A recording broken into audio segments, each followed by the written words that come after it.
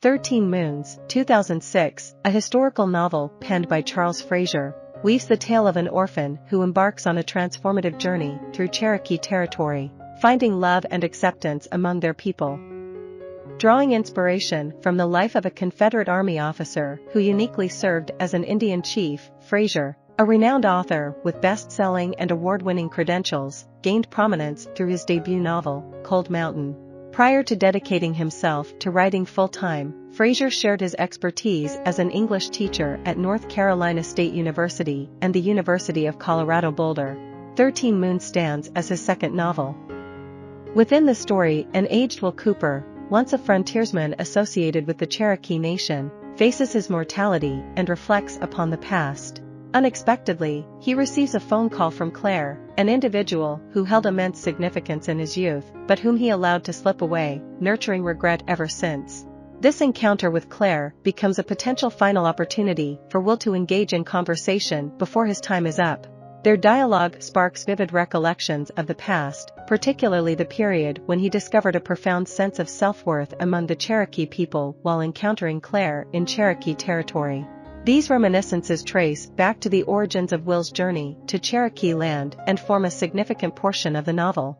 The narrative transports readers back in time to when Will, a mere 12 years old, becomes an indentured servant, bound by a contractual agreement that necessitates working for the same employer for a predetermined period.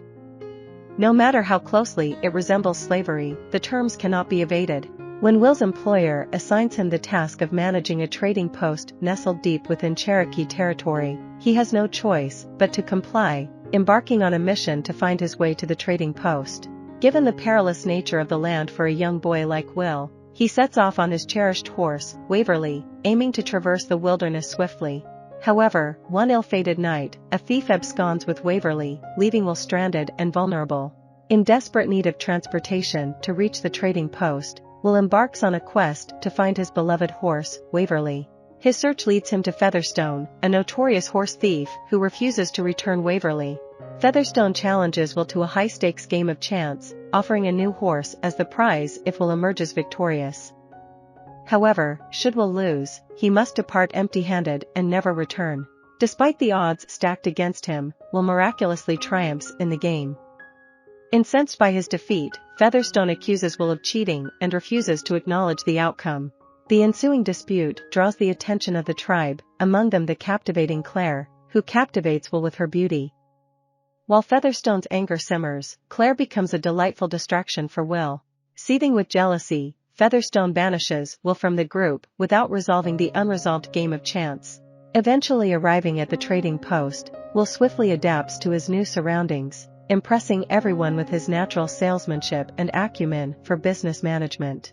When the owner of the trading post passes away, Will inherits the business and finally finds himself with wealth. He seizes the opportunity to buy his freedom from servitude and utilizes the remaining funds to establish a community library. One fateful day, Bear, a Cherokee chief, pays a visit to the trading post and expresses his desire to adopt Will, extending an invitation to live among the tribe. Embracing the tribe as his newfound family, Will rediscovers the profound sense of belonging he once yearned for. As time passes, Will's path intertwines with Claire's once again, only to discover that she is Featherstone's wife, not his daughter as he initially believed. Bound by her marital ties, Claire is forbidden from engaging in conversation with Will until Featherstone forgives him for besting him in their earlier game. To Will's astonishment, Featherstone eventually relents and returns Waverly to him.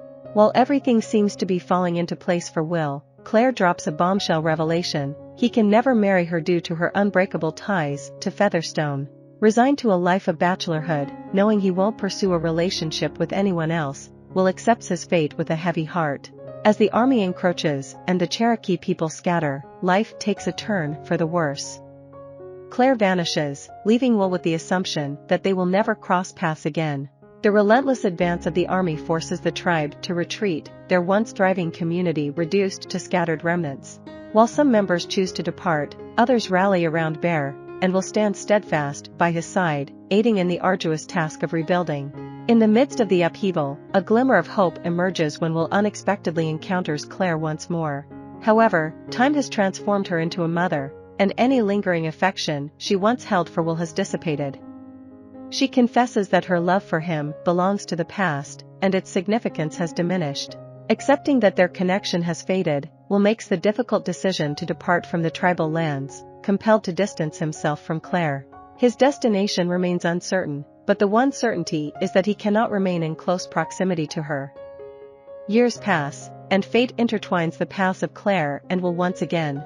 With Featherstone no longer in the picture, Will gathers the courage to propose to Claire, hoping for a chance at a future together. However, she declines his heartfelt offer, explaining that her feelings for him have long since vanished, and it is too late to rekindle what once was. Resolute in his determination to maintain a connection with her, Will bids his farewell once more and relocates to a new place. As the novel draws to a close, Will reflects upon his life, acknowledging that it has not unfolded as he had hoped.